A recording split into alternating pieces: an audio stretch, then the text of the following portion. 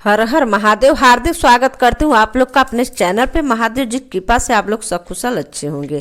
आज मैं सुनाने जा रहा हूँ आषाढ़ शुक्ल पक्ष की हर शयनी एकादशी व्रत की कथा। प्लीज आप लोग मेरे चैनल पर बने रहे, मेरे चैनल को सब्सक्राइब, वीडियो को लाइक कर दे। कथा शुरू करती हूँ। दुष्टि ने कहा, हे भगवान, आषाढ़ मास के शुक्ल पक्ष की एकादशी का क्या नाम है और क्या महत्व है? इस दिन किस देवता की पूजा किस विधि से करनी चाहिए, कृपया यह बतलाइए।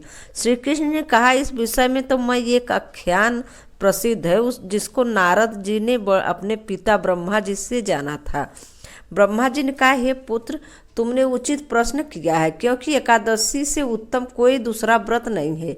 पापों से मुक्त होने के लिए यह व्रत अत्यंत ही उत्तम है। जो मनुष्य इस व्रत को नहीं करते वे अवश्य ही नरक के भोग के अधिकारी होते हैं।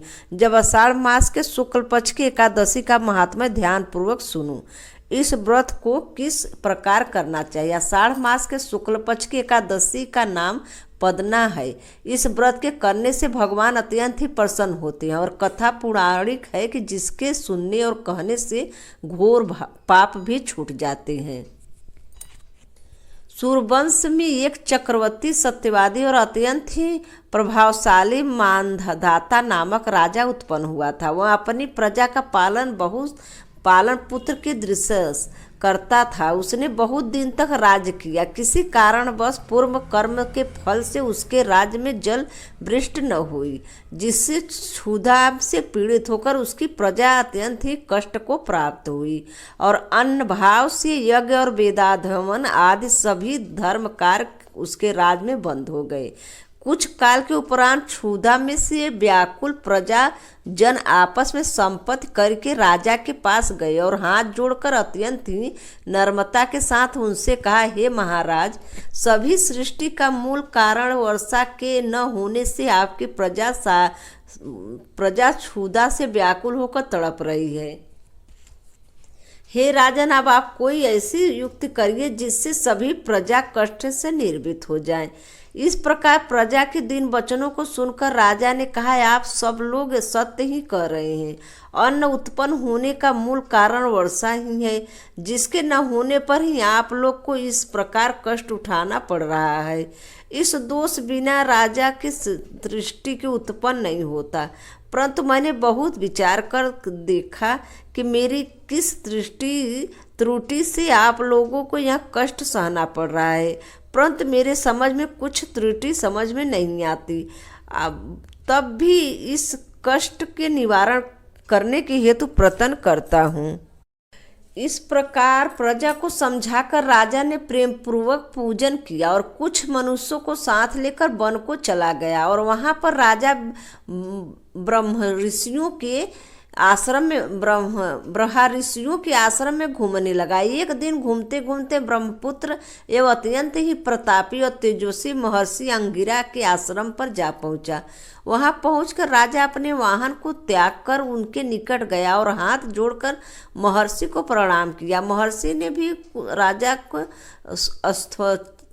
वाचक पूर्वक आशीर्वाद देकर उनका कुशल मंगल ज्ञात किया और आने का कारण पूछा। तब राजा ने कुशल मंगल कहने के पश्चात अपने आने का कारण कहा। महाराज, मैं धर्म पूर्वक सुचारू रूप से अपनी प्रजा का पालन पुत्रवत करता था, परंतु नहीं मालूम मेरे पूर्व कर्म के किस पाप के कारण मेरे राज्य में 3 वर्ष से बराबर वर्षा नहीं हो रही है, जिससे मेरी प्रजा अत्यंत ही कष्ट भोग रही है। यही पूछने के निमित्त अपनी प्रजा को कष्ट से छुड़ाने के लिए आपके पास आया हूँ। राजा की इस कष्टपूर्ण बात सुनकर महर्षि ने कहा, हे राजन, यह युग स्वर्ग युगों से श्रेष्ठ है, कारण कि इस युग में धर्म 4 वेदों से वर्तमान है। इसमें तपस्या आदि धर्म कार्य ब्राह्मण ही कर सकते हैं, अन्य जात नहीं कर सकती। इस समय तुम्हारे राज्य में एक शूद्र घोर तपस्या में कटिबद्ध है। इसी दोष के कारण तुम्हारे राज्य में वर्षा नहीं हो रही है। अतः आपने राज्य का और अपनी प्रजा के कल्याण के लिए शुद्ध तपस्वी का वध कर दीजिए। राजा ने कहा, हे मुनि जी, इस प्रकार निरापराध शुद्ध तपस्वी को भी मारने में असमर्थ हूँ। अस्तु आप और कोई दूसरी युक्ति बतलाइए जिससे मेरे राज्य का कष्ट मिट जाए। तब मुनि ने कहा, अगर यह बात तुम आषाढ़ मास के शुक्ल पक्ष की पदना नामक एकादशी का व्रत करो, इस व्रत का अत्यंत ही महात्म्यशाली और उसके करने से तुम्हारे राज्य का सब कष्ट दूर हो जाएगा।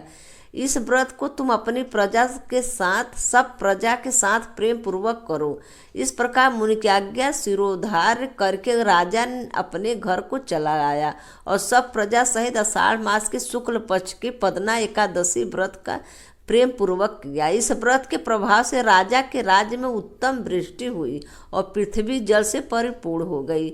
भगवान की कृपा से प्रजा कष्ट मुक्त हो गए।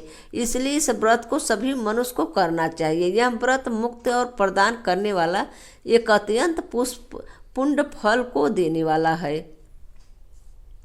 इसको पढ़ने और सुनने से मनुष्यों को घोर से घोर पाप नष्ट हो जाते हैं। इस तरह हर्षयनी एकादशी व्रत की कथा समाप्त। जय श्री कृष्ण। राधे राधे। जय श्री कृष्ण। राधे राधे।